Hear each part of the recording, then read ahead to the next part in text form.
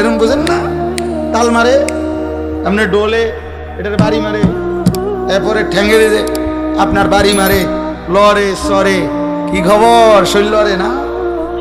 মজা পাইতে আছেন দোস্ত? কি কইল রে, কি কইছে না ভাইয়া? ইমান নিছে, এই মাত্র আপনার ইমান ট্রান্সফার হইয়া চলে গেছে, চলে গেছে। আপনার অ্যাকাউন্টে আর টাকা নাই, কোজেন বিহা কুফর। আল্লাহ মাফ করে দেন। সর্বশেষ কথা হইল, গান বাদ্যের এই অশ্লীলতা থেকে, এই হারাম থেকে বাঁচবে কিভাবে? 3 জিনিসের মাধ্যমে। 1, বেশি বেশি দোয়া করা, মাওলা আপনি আমারে এই হারাম গান বাদ্যের এই স্বভাব থেকে ফিরায় দেন। ইমাম হযরত আবু বকর সিদ্দিক বলছেন, আল গিনা মিজমারুশ শাইতান, গান শয়তানের বাদ্য। এরপরে হযরত উসমান বলছেন, লা ইয়াজতামিউ কলবুন ফীহিল কুরআন ওয়াল গিনা, এক অন্তরে কোরআন এবং গান একসাথে হতে পারে না। যেই দিলে গান আছে সেই দিলে কোরআন আসবে না, যেই দিলে কোরআন আছে ইনশাআল্লাহ সেই দিলে গান আসবে না, গান আসবে। ইমাম মালিক রাহমাতুল্লাহ আলাইহি বলছে, মা ইয়াফআলুহু ইনদানা ইল্লাল ফুসাক, তিনি বলেন যুগ যুগ ধরে আমাদের আরব সমাজে গান বাদ্য যারা করে তাদেরকে আমরা ফাসিক ছাড়া অন্য কিছু বলি না। হ্যাঁ, ইমাম আহমদ ইবনে হাম্বল বলছে, আল গিনা ইউমবিতুন নিফাকা ফিল কলব, গান বাদ্য ধীরে ধীরে কোন ব্যক্তির অন্তরে ঈমান সরাইয়া মুনাফিকি উৎপন্ন করে।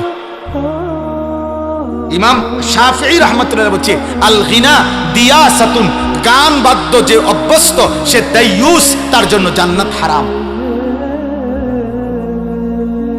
ইমামে আজম আবু হানিফা বলছে, সিমাউল আগানি ফিসকুন ওয়াত তালাজ্জুদু বিহা কুফরুন, গান শোনা প্রকাশ্য পাপ, আর গান শুননা মজা পাওয়া কুফরি। কুফরি কুফরি মজা পাওয়া বুঝেন?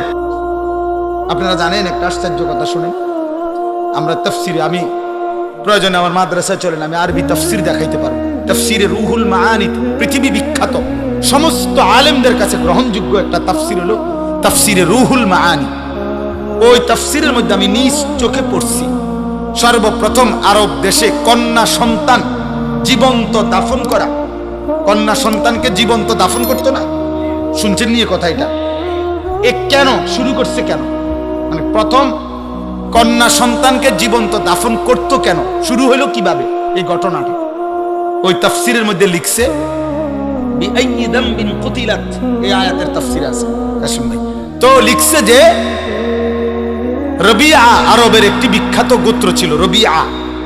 এই রবিয়া গোত্রের একজন সর্দারের একটা কন্যা, অপরূপ সুন্দরী মেয়ে ছিল, রূপসী সুন্দরী মেয়ে। ওই সর্দারের একমাত্র কন্যা ছিল ওই মেয়েটা। সর্দার তাকে ভীষণ ভালোবাসত, বেশি আদর করত ওই মেয়েটাকে। তো পার্শ্ববর্তী এক গোত্রের, আরেক গোত্রের একটা ছেলে যুবক এই মেয়েটার সাথে সম্পর্ক করে, হারাম সম্পর্ক করে তারে ভাগায়ে নিয়ে গেছে, নিয়ে ওই গোত্রে নিছে গা, নিয়ে এখন তাকে সে বিবাহ করছে, অথবা তখনকার রেওয়াজে বিবাহ যেটাই হয়েছে জাহিলি যুগের নিয়মে বিবাহ শাদী করছে। কিন্তু এই মেয়ের ভালোবাসায় এই রবিয়া গোত্রের এই সর্দার তার মেয়েটাকে ওই গোত্র থেকে উদ্ধার করার জন্য দিনের পর দিন লাগাতার বছরব্যাপী যুদ্ধ করছে, ওই ওরে আনতুবিল্লাহ। কিন্তু ওই গোত্র খুব শক্তিশালী, আর আরব দেশে জাহিলি যুগে যুদ্ধ বিগ্রহ ছিল তাদের নিত্যদিনের বিষয়। তো এই গোত্রের রবিয়া গোত্রের সর্দার, তার গোত্রের বহু যুবক, বহু পুরুষ নিহত হয়েছে, কিন্তু একবারও বিজয় আনতে পারে না, ওই মেয়েটাকে আনতে পারতেছিল না। কিন্তু উনি কোনোভাবে ছাড়তেছে না যে আমি আমার এই মেয়ে আনবো, ও আমার বড় আদরের সন্তান। শেষ পর্যন্ত বহুদিন পরে দুই গোত্রের বয়স্করা, প্রবীণ লোকেরা একটা পরামর্শ বৈঠকে বৈশা বলছে, না এর একটা সমাধান হওয়া দরকার। তখন রক্তারক্তি বন্ধ করে এই বয়স্ক প্রবীণ লোকেরা এরকম মেল মিটিং দরবারে মধ্যে বলছে যে ঠিক আছে, মেয়েটাকে ডাইকা আনো, মেয়েটাকে জিজ্ঞেস করো, মেয়েটা যদি যার কাছে থাকতে চায়, বাপের কাছে যদি ফিরতে চায় বাপের কাছে দেওয়া হবে, ছেলেটার কাছে যদি থাকতে চায় ছেলেটার কাছে দেওয়া হবে। এই কথাটা সিদ্ধান্ত তো সর্দারও মানছে। আচ্ছা ঠিক আছে, তাহলে আমি মানি। ওই মনে করছে আমার কলজার টুকরা মেয়ে, আমার সারা আদরের মেয়ে, ও তো আমার কাছে আসবে। কিন্তু ঘটনা চক্রে দুর্ভাগ্য হইল, ওই ছেলেটা মেয়েটাকে যখন আইসা দরবারে ওই মিটিং মেলের জিজ্ঞাসা করছে যে তুমি এখন কার কাছে যেতে চাও, এই মেয়েটা স্পষ্ট বলছে আমি ছেলেটার কাছে থাকতে চাই, আমি আমার বাবার কাছে যাব না। এই বাবা রবিয়া গোত্রের সর্দার লজ্জিত আর অপমানিত হয়ে মাথাটা নুয়াইয়া উনি বাড়িতে চলে আসছে। কারণ আর তো কিছু করার নাই, কারণ উনি তো মানছিল এই কথাটা, উনি তো মানছে এটা। আর মেয়েও তো পরিষ্কার মুখের সামনে বলল আমি আমার বাবার কাছে যাব না, আমি ছেলেটার কাছে থাকবো। এই তখন এই লোক, এই সর্বপ্রথম আরবে এই রবিয়া গোত্রের ধরে ধরে বসে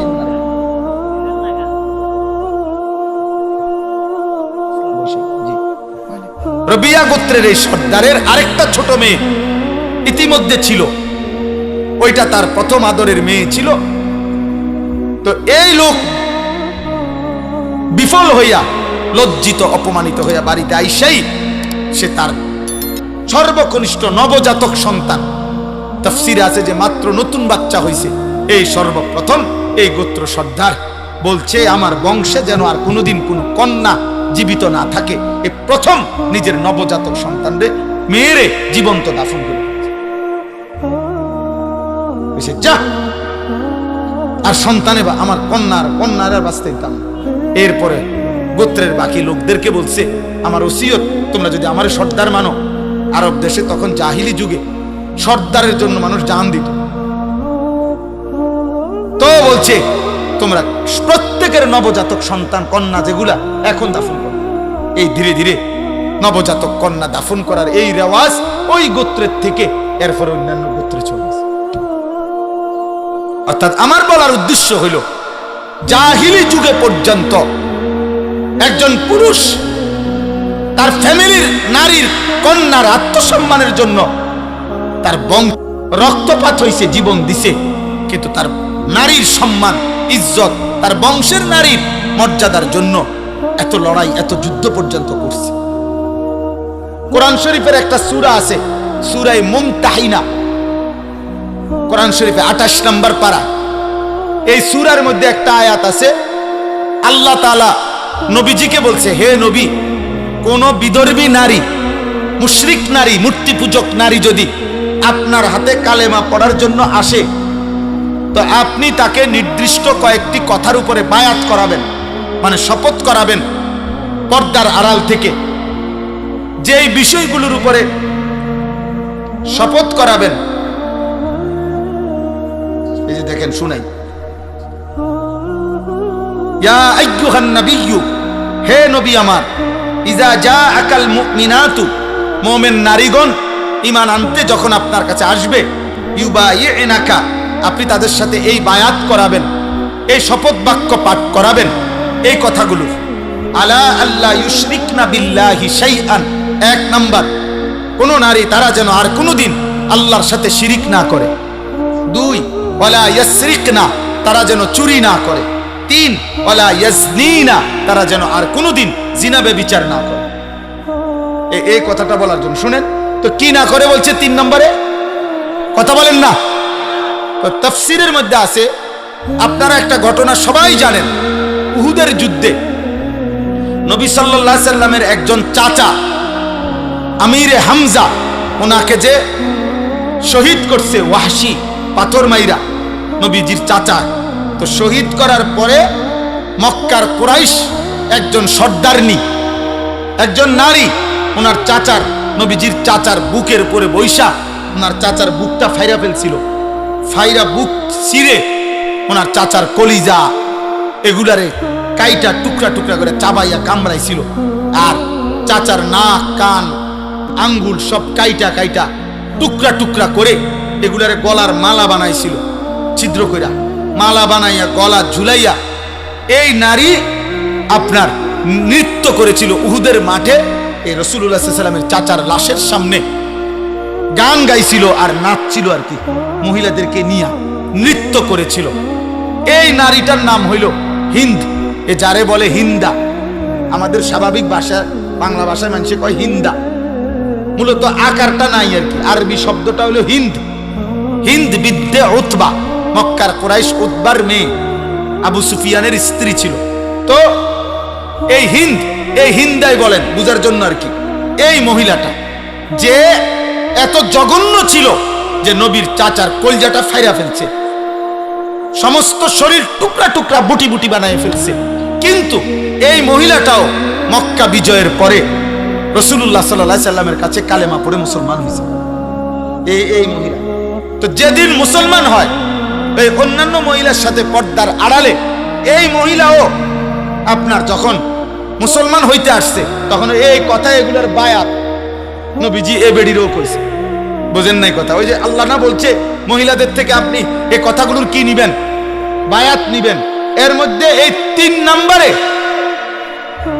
এই 3 নাম্বার যখন এই কথাটা নবীজি বলছে, ওয়ালা ইয়াজনিনা, বলো ওই পাশ থেকে যে জিনা করব না, এই মহিলাও এই মাত্র আজকে মুসলমান হইতেছে। হিন্দ এতদিন জাহিলি যুগের নারী ছিল, মুশরিক নারী ছিল। এই বাপ শুনেন, খোদার কসম তাফসিরে আছে, কাফের নারী ছিল। ওর সাথে সাথে বলছে মুহাম্মদ থামো। কি বললা? এটা কি করবে না? বলছে জিনা করবে না।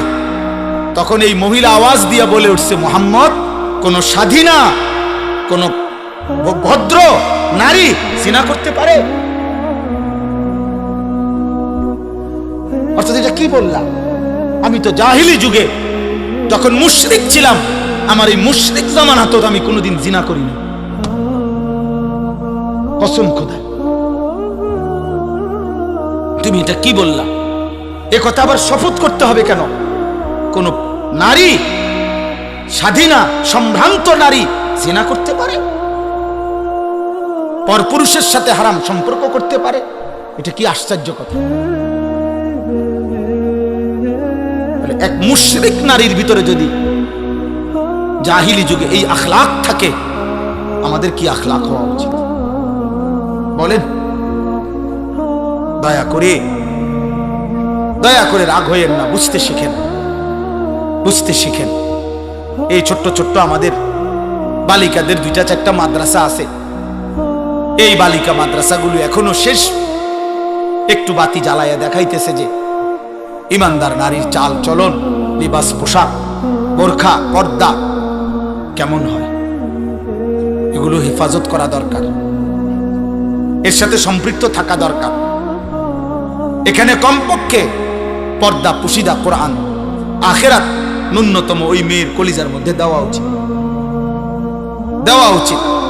কোনোভাবেই নিজে এবং নিজের পরিবারের সদস্যদেরকে অশ্লীল, ফাহেশা, বেহুদা, অনর্থক কাজে, কথায় সাথে না জুড়াইয়া আল্লাহর কোরআন, রাসূলের সুন্নাহর সাথে মিলানো উচিত। ইদানিং কালে আপনারা বুঝতেছেন না, অনেকে আপনারা ইচ্ছা করে ভদ্রতার মুখোশ ধরে ফ্যাশনের নামে অথবা অতি শিক্ষিত বা উচ্চ শিক্ষিতের ভান করে আপনারা আপনাদের ঘরের মাহরাম, আপনাদের পবিত্রা, আপনাদের ইমানদার নারীদেরকে আপনারা বেপর্দা, বেহায়াপনায় ছেড়ে দিয়ে নিজেরা আত্মতৃপ্তি অথবা মানসিক তৃপ্তি ভোগ করছেন। এটা ঠিক হচ্ছে না বাপ। আপনিও মরে যাবেন, আপনার বিবিও মরে যাবে, আপনিও মরে যাবেন, মেয়েটারও মৃত্যু হবে। ওরে আখিরাতটা নষ্ট করেন না, ওরে আল্লাহ ভুলাই দিয়েন না, ওরে কবর ভুলাই দিয়েন না,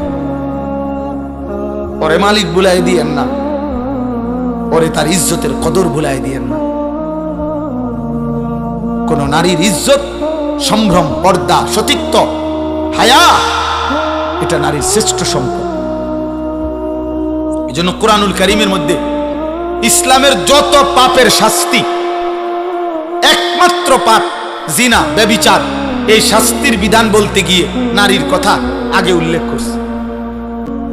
অর্থাৎ বুঝাইছে, আমরা তাফসিরে পড়ছি, তাফসিরে হেদায়েতুল কোরআন, ভারতীয় উপমহাদেশের শ্রেষ্ঠ শেখুল হাদিস, মুহাদ্দিস, এই শেষ জামানার শ্রেষ্ঠ মুহাদ্দিস যাকে বলা হইতো, যুগ শ্রেষ্ঠ আলেমে দ্বীন, সারা পৃথিবী খ্যাত আলেমে দ্বীন ছিলেন দারুল উলুম দেওবন্দ মাদ্রাসার শেখুল হাদিস সদরুল মুদাররিসিন হযরত মাওলানা সাঈদ আহমদ পালনপুরি রাহমাতুল্লাহ আলাইহির কিতাব তাফসীরে হিদায়াতুল কোরআন।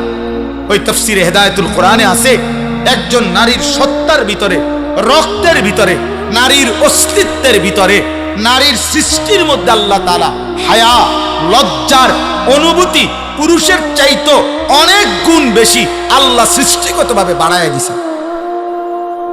এটা তার অস্তিত্বের মধ্যে, এটা তার রক্তের মধ্যে, সৃষ্টির মধ্যে, তার হায়া, তার লজ্জা, তার সতীত্বের হেফাজতের কদর, নিজেকে ঢেকে রাখা, আবরণে রাখা, নিজেকে শালীন পোশাকে রাখা, আবৃত করে রাখা, গোপন করে রাখার প্রবণতা, মানসিকতাটা আল্লাহ তাআলা নারীর মধ্যে বেশি দিছেন, নারীর মধ্যে বেশি দিছেন, সৃষ্টিগতভাবে বাড়ায় দিছেন। আপনি চিকিৎসা বিজ্ঞানে পড়ে দেখেন কোন বইতে, আমার কাছে আছে বই, নারীর শরীর আর পুরুষের শরীরের গঠনের ভিতরে অনেক উপাদান ব্যবধান আছে, ব্যবধান আছে, কোনটা পুরুষের বেশি, কোনটা নারীর বেশি।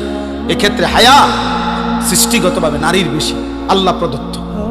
অতএব যে নারী পুরুষের চাইতে বেশি হায়া যার অস্তিত্বের ভিতরে দেওয়া হয়েছিল, সৃষ্টির ভিতরে, সেই হায়ার, মনে করেন হায়ার চাদর, হায়ার পর্দার সাগর ডিঙ্গায়া যে কোনো পর পুরুষের সাথে ব্যভিচার করেছে, হারাম সম্পর্ক করেছে, এ বাস্তবিক অর্থে নিকৃষ্ট নারী।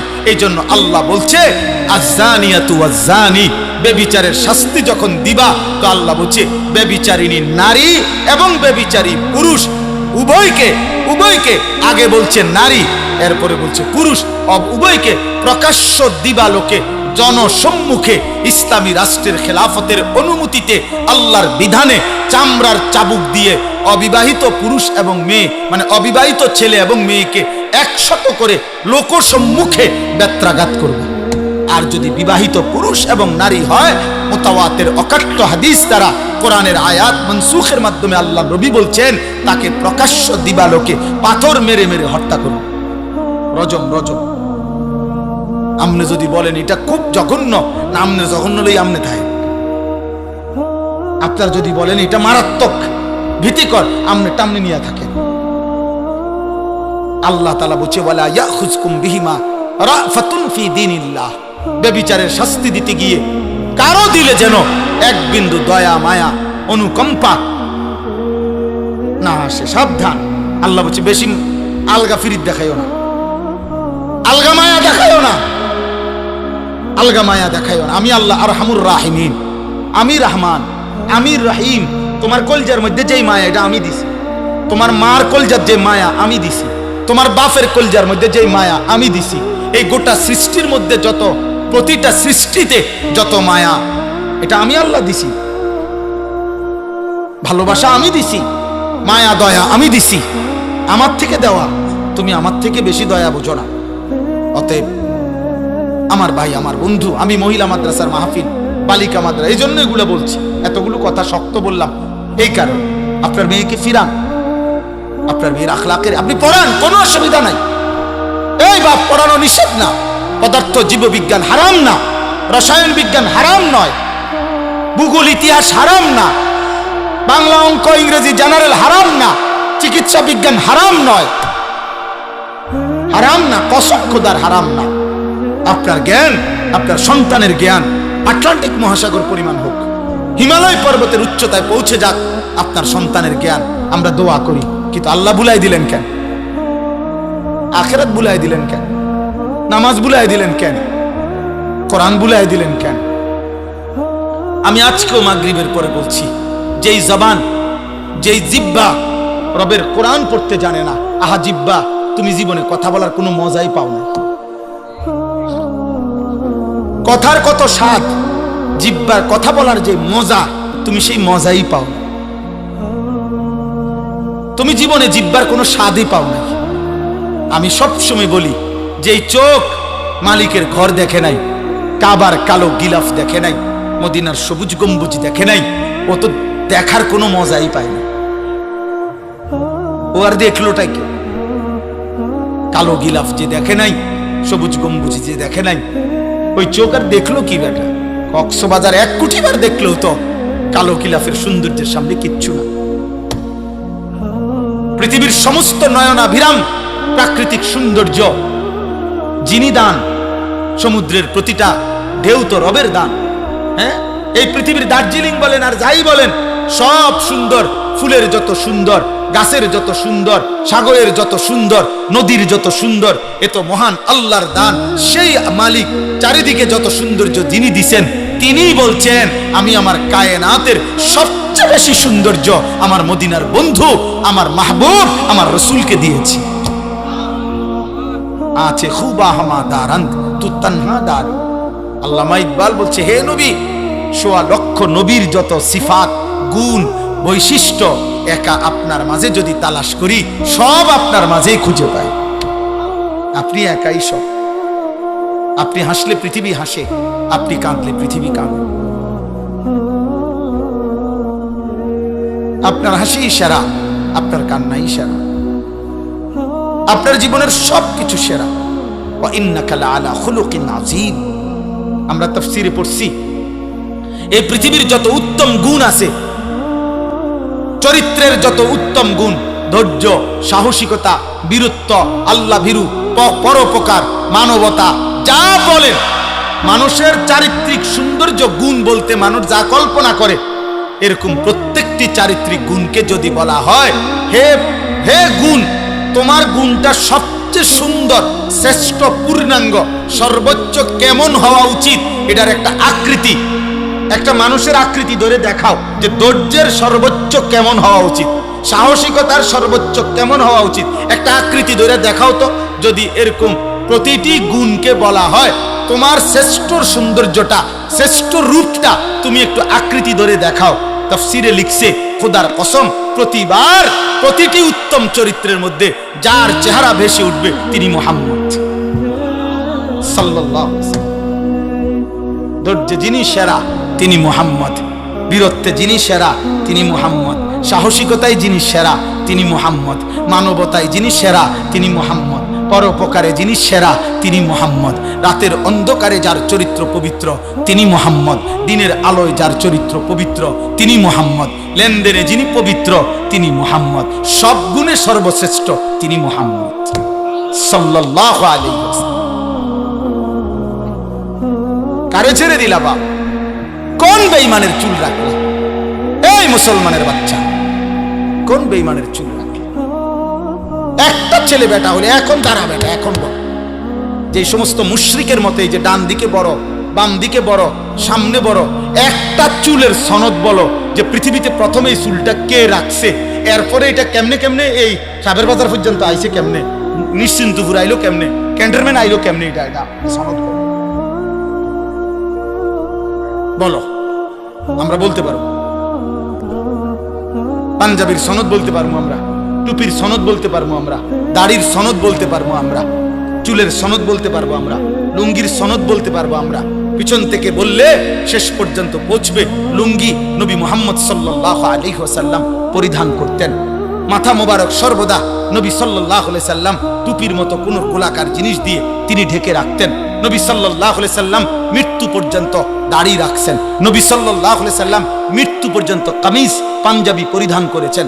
নবী সাল্লাল্লাহু আলাইহি ওয়াসাল্লাম গেঞ্জি পরিধান করতেন। নবী সাল্লাল্লাহু আলাইহি সাল্লাম মিসওয়াক করতেন। নবী সাল্লাল্লাহু আলাইহি সাল্লাম মোস ছোট করতেন। আমারটার রেফারেন্স আমি বললাম, তোমারটার সনদ তুমি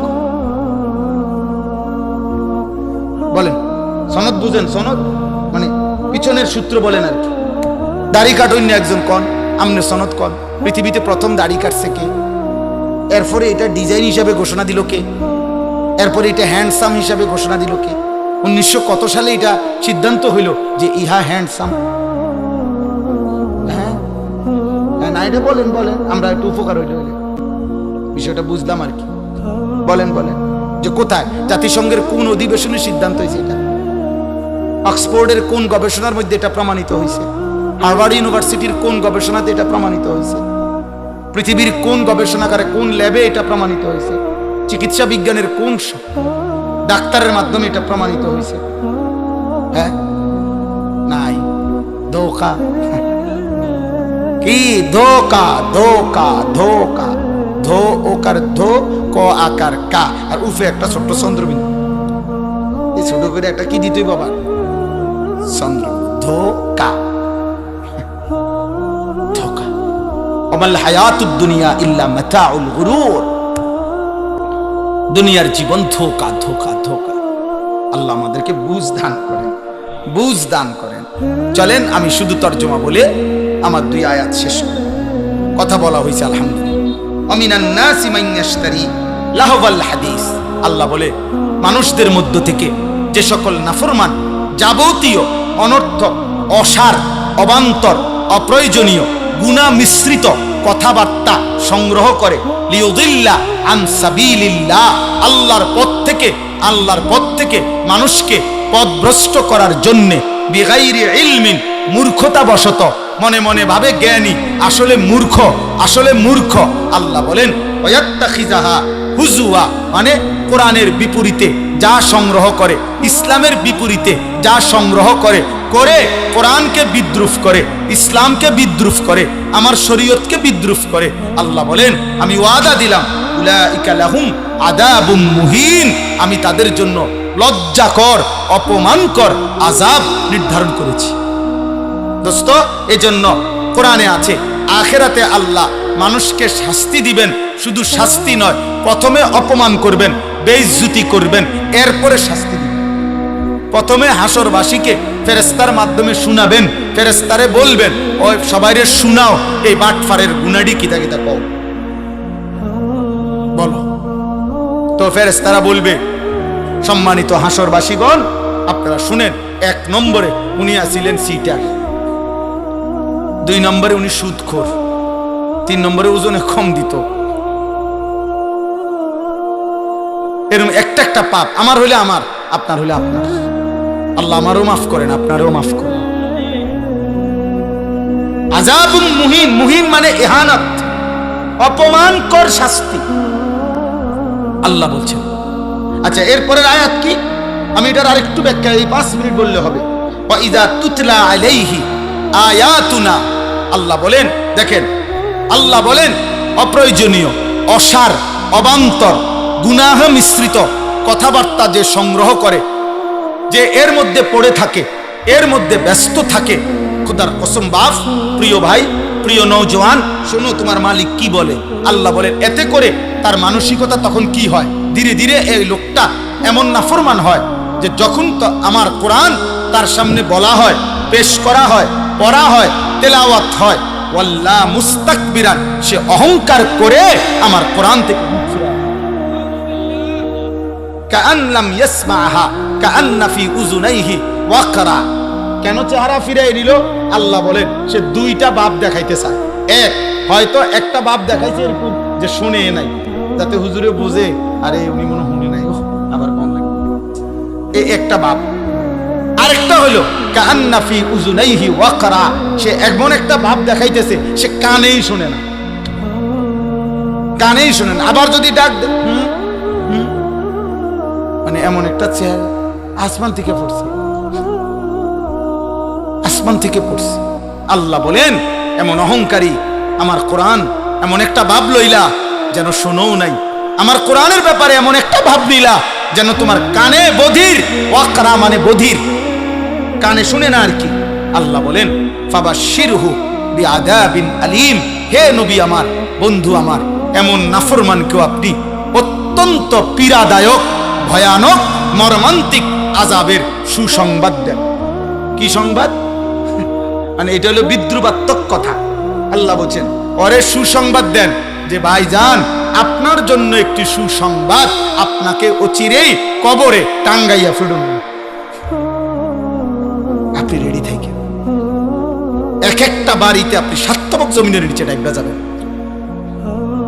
এবার আসেন 5 মিনিটে শেষ কথাটা হলো ওই একটা শব্দ শুধু বলার জন্য আমি এখানে পড়ছি, লাহওয়াল হাদিস। এখানে একটা শব্দ আছে, আল্লাহ বলছেন আমার পথ থেকে সরাবার জন্য যারা লাহবাল হাদিস, অসার, অবান্তর, অপ্রয়োজনীয়, গুনাহ মিশ্রিত কথা সংগ্রহ করে, বুঝেন নাই কথাটা, তাদের জীবনে আনে, তো তাদের জন্য আল্লাহ বলছে আযাব। এই অসার, অবান্তর, অপ্রয়োজনীয়, গুনাহ মিশ্রিত কথার প্রথম কোনটা? সমস্ত তাফসীরের মধ্যে আছে, এই আরবি এই কিতাবের মধ্যে স্পষ্ট আছে। হযরত আব্দুল্লাহ ইবনে মাসউদ, নবীর বিখ্যাত সাহাবী, বলছেন ওয়াল্লাহিল্লাযী লা ইলাহা ইল্লা হু, তিনি বলছে ওই আল্লাহর কসম যার তিনি ছাড়া আর কোনো ইলাহ নাই, আমি সেই রবের কসম করে বলছি, হুয়াল গিনা, লাহওয়াল হাদিস ওয়াল গিনা, সমস্ত গান বাদ্য, সমস্ত গান বাদ্য, গায়িকা, গানের আসর, নৃত্যের আসর, বাদ্যের যন্ত্রের ঝংকার, সুর, এই বাদ্যযন্ত্র সহ যত কথাবার্তার আয়োজন আল্লাহর কোরআনে এই লাহওয়াল হাদিস বলতে এটাই বোঝানো হয়েছে। হযরত আব্দুল্লাহ ইবনে মাসউদ সেটা কসম করে বলছে। অতএব প্রিয় বাপ, কোরআনুল কারীমে আল্লাহ বলছেন কোরআনের বিপরীতে গান, গায়িকা, নর্তকী, গানের আসর, বাদ্যযন্ত্রের ঝংকার যে তার জীবনে সংগ্রহ করে, যে তার জীবনে গ্রহণ করে, সে আল্লাহ বলেন আমি তাকে অপমান করে লজ্জাজনক আযাব দেব, পরে আমি আযাব দেব। আপনি ইনসাফের সাথে বলেন, আমার কথায় রাগ করেন না, আমি এমনও প্রতিবার কোনো দাওয়াত দিতে চাই না, উনি আমার বেশি পরিচিত দেখা মাহফুজ ভাই, এই জন্য আইসি, নাহলে আপনি ডেইলি প্রতি বছর দাওয়াত দিতে হইব এমন কোনো জরুরত নাই আমার। তো কাজেই আমি মানা করে দিলে, মুনাজাতের পরে মানা করে দিয়ে যে এই রুম শক্ত হুজুর আর আনবেন, ভালো হুজুর আনবেন। তাইলে এই জন্য বলছি আমার এই কথাটা শুধু শুনে ইনসাফের কথা বলেন। যুবক ভাই, আপনারা যারা প্রতিনিয়ত দুস্থ মোবাইলের মধ্যে নারী ছবি, নাচ, নারীর ঝুমকার, নারীর বাদ্যযন্ত্র, গান সহ যেভাবে তোমরা ব্যস্ত আছো ভাইয়া, আগামীর পৃথিবী, আগামীর হায়াত, আগামীর সময়টা কি হবে? 2 নাম্বার হলো আপনারা যাদের ঘরে প্রতিনিয়ত টেলিভিশন চলে, আপনাদের ঘরের এই নাটক, সিনেমায় কোনো গায়িকা, কোনো নায়িকা, কোনো বাদ্যযন্ত্র কি বাজে না? কথা বলেন না তো? এটা কি আপনি সংগ্রহ করেন নাই? এই ডিশের বিল আপনি দেন না? এই বিদ্যুৎ বিল কি আপনি দেন না? হ্যাঁ, আল্লাহ তাআলা তো বলছে এই মানুষটা, সে তার অনুসারীদেরকে আমি আল্লাহর পথ থেকে গুমরাহ করে পথভ্রষ্ট করে। তাহলে গানের আর বাদ্যের আওয়াজে আপনার বিবি বাচ্চার আল্লাহর দিকে ফিরে না আল্লাহর পথ থেকে দূরে সরে? তা আপনি কি করছেন? আপনি মুসলমান না? আপনার আখিরাত নাই? আপনি মরতেন না? আপনার এলাকায় আর কেউ মরে না? আপনি কারো জানাজা পড়েন নাই? আপনি কোনো লাশ দেখেন নাই? আপনি কোনো কবরের কান্না শোনেন নাই? হযরত ওমর ইবনে আব্দুল আজিজ বলতেন কবরে দাঁড়ায়া, আইয়ুহাল কবর মাযা ফাআলতা বিল আহিব্বা। পৃথিবী বিখ্যাত তাবিঈ ছিলেন, ইসলামের 5ম খলিফা বলা হতো না ওমর ইবনে আব্দুল আজিজ। উনি মাঝে মাঝে কবরস্থানে দাঁড়াইয়া বলতেন, হে কবর, বলো না তুমি আমার স্বজন, আমার আপনজনদের সাথে তুমি কি করছো? এই কবর, আমার চাচারে তোমার কাছে রাইখা গেছিলাম, আমার দাদা, আমার বাবা, আমার চাচাতো ভাই, আমার কত স্বজন তুমি কবরে রাইখা গেছো, বলো না? আইনাল আসদিকা, আমার বন্ধুরা কই এখন, কি অবস্থায় আছে, আমার স্বজনরা কেমন আছে? খোদার কসম তিনি কাঁদতেন, আর ওনার সাথে যারা দাঁড়ায় থাকতো ওনাদেরকে বলতেন, শোনো কবর আমারে কি বলছে জানো? তো তারা বলতো, বলেন কি বলছে? ওমর ইবনে আব্দুল আজিজ বলতো, আল্লাহর কসম কবর আমাকে বলতেছে, ওমর ইবনে আব্দুল আজিজ তোমার প্রতিটা স্বজন